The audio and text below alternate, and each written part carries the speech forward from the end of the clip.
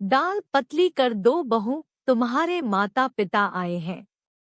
रात के लगभग 8:30 बज चुके थे। निधि रसोई में रात का खाना बना रही थी और खाना लगभग बन भी चुका था, केवल दाल में तड़का लगाना ही बाकी था।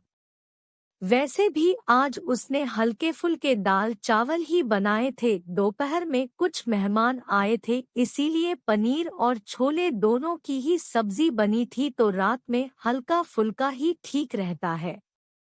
अभी निधि यह सोच ही रही थी कि सास ममता जी ने रसोई में प्रवेश किया। बहू, शिल्पा के सास ससुर आने वाले हैं, फटाफट से खाना बना दो, कुछ बढ़िया सा बना देना, आखिर समधी आए हैं, कोई कंजूसी मत करना। ऐसा ना हो कि कल को शिल्पा को दो बातें सुननी पड़े। मैं जरा सोफे के कवर बदल देती हूँ। निधि के जवाब की प्रतीक्षा किए बिना ही सास ममता जी बाहर चली गई, क्योंकि वह जानती थी कि निधि सब कुछ संभाल लेगी। लेकिन ममता जी की बात सुनते ही निधि को 10 दिन पहले की घटना याद आ गई और ना चाहते हुए भी उसका मन एक बार फिर से दुखी हो गया। दरअसल ममता जी की आदत है, वह अपने रिश्तेदारों का स्वागत बहुत ही अच्छे तरीके से करती है, लेकिन अक्सर जब निधि के घर से कोई भी आता है तो उन्हें उचित सम्मान नहीं देती है।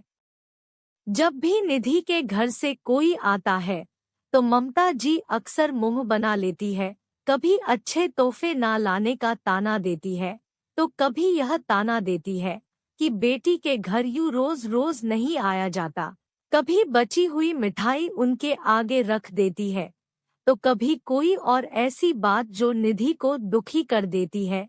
लेकिन पिछली बार तो हद ही हो गई, जब निधि के माता पिता अचानक बिना किसी पूर्व सूचना के आ गए तो ममता जी ने दोबारा खाना ना बनवा कर दाल को पानी डालकर पतला करने का आदेश दे दिया और दोपहर की पड़ी हुई सब्जियों में छोंक लगाकर गर्म करने को कह दिया, और रायते में तो वह खुद ही पानी डालकर चली गई। केवल खाने पीने में ही नहीं, अक्सर वह अपनी बातों से यह बता देती है कि निधि के परिवार में से किसी का भी यहाँ आना उन्हें पसंद नहीं है। वहीं दूसरी तरफ अगर उनकी बेटी के ससुराल से कोई आता है तो 36 तरीके के व्यंजन बनाए जाते हैं, उन्हें पूरा सम्मान दिया जाता है। आज भी जब उन्हें पता चला कि उनकी बेटी के सास ससुर आने वाले हैं तो उन्होंने निधि को बढ़िया खाना बनाने का हुक्म दे डाला।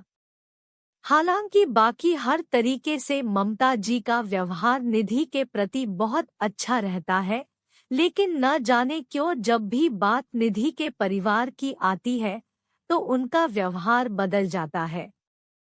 बस यही सब सोचकर आज निधि की आंख भर आई।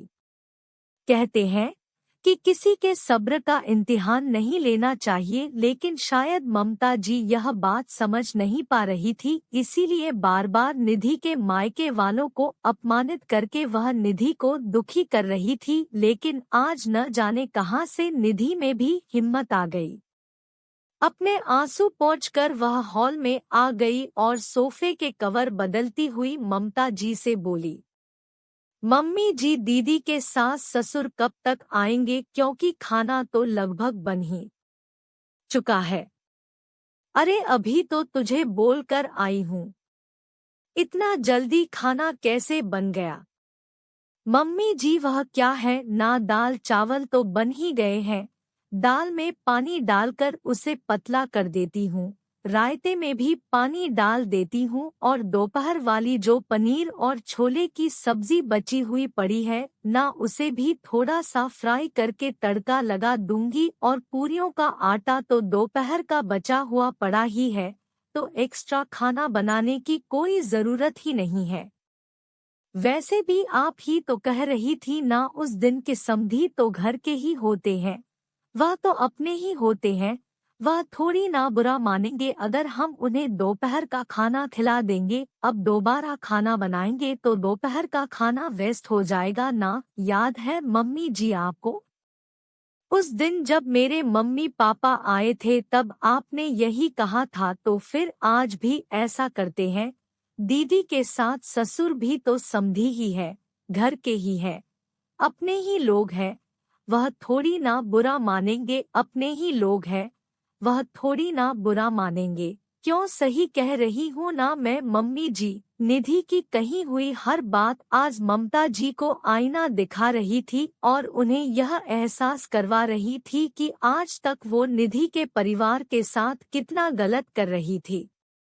शायद इसीलिए निधि कहने से इतना सब कुछ सुनने के बाद आज निधि से आंख मिलाने की उनकी हिम्मत नहीं हो रही थी, लेकिन फिर भी गलती का एहसास होने पर गलती को स्वीकार ना करना यह ममता जी की फितरत नहीं थी। इसीलिए चंद ही मिनटों बाद उन्होंने चुप्पी तोड़ते हुए निधि से कहा, बेटा, सबसे पहले तो आज तक जो गलत व्यवहार मैं तुम्हारे परिवार के साथ करती आई हूँ उसके लिए मुझे माफ कर दे, और दूसरी बात, मैं तुमसे वादा करती हूँ कि जिस तरीके का व्यवहार शिल्पा के ससुराल वालों के साथ मैं करती हूँ, जिस तरह उन्हें मान सम्मान देती हूँ, वही समान सम्मान सही से और वही अपनापन अब से मैं तुम्हारे परिवार को भी दूंगी। देर से ही सही, लेकिन मुझ पर गुस्सा करके मुझे तो बातें सुनाकर सही राह दिखाने के लिए थैंक यू बेटा। दोस्तों, अक्सर यह देखा गया है कि लड़के वालों का व्यवहार लड़की वालों के प्रति अच्छा नहीं होता है, उन्हें उचित मान सम्मान नहीं दिया जाता है, जबकि जिस माता पिता ने आपको अपने जिगर का टुकड़ा दे दिया है उनका सम्मान तो अत्यंत आवश्यक होता है। लेकिन फिर भी हमारा यह समाज न जाने क्यों उनकी अवहेलना कर बैठता है।